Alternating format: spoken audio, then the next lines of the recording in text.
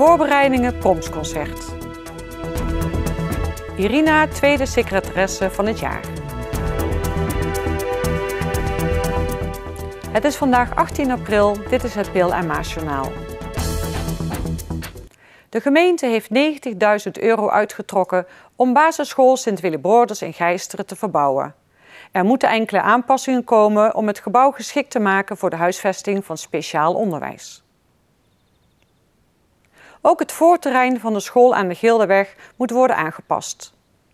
De 46 nieuwe leerlingen die na de zomervakantie in Geisteren naar school gaan, komen veelal met taxibusjes.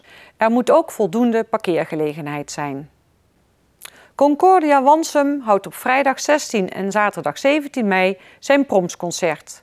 Deze Promsconcerten werden eerder georganiseerd in 2010 en 2012. Er wordt in Wansum al erg hard gewerkt aan de voorbereidingen.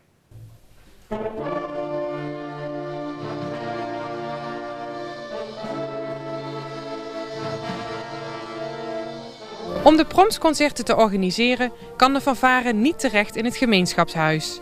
Dit is voor het Promsconcert echt veel te klein. Om het grote podium kwijt te kunnen, ging de fanfare op zoek naar een speciale locatie. Deze locatie werd in 2010 gevonden in de hal van Garage Jansen. In 2012 werd er gekozen voor de loods van Linskens Shipyard. Voor de komende proms moest Concordia noodgedwongen weer op zoek naar een nieuwe locatie. Nou, we hebben van de locatie gewisseld omdat het noodzakelijk was. Eigenlijk een economisch goede reden. Linskens was gereserveerd, de halve Linskens. Maar ze hebben zoveel werk gekregen dat wij vrijdag voor carnaval te horen kregen dat het helaas niet kon. Hij heeft nog geprobeerd, maar het was niet mogelijk.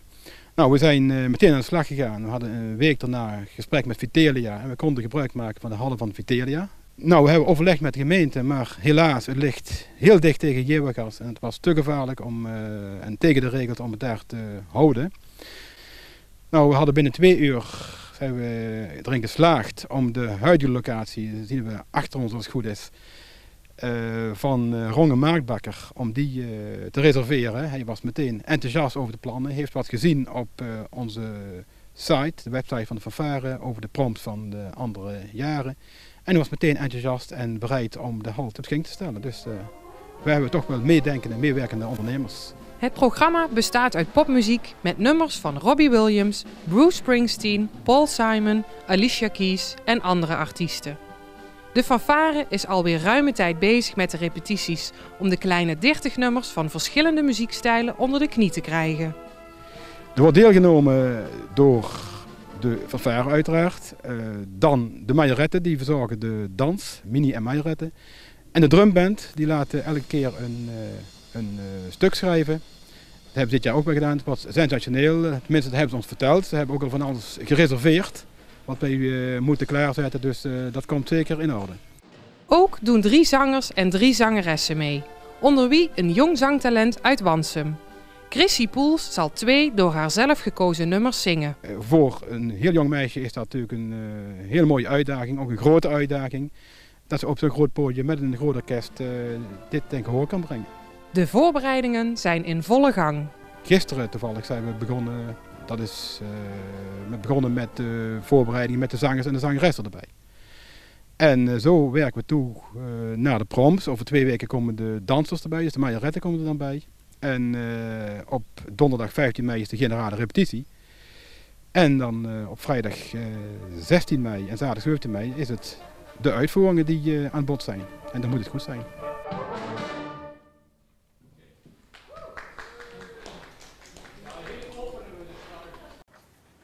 Voor ruim 90 VWO-5-leerlingen van het Rijland College in Venray werd vrijdag een debat gehouden met als centraal thema de Europese Unie.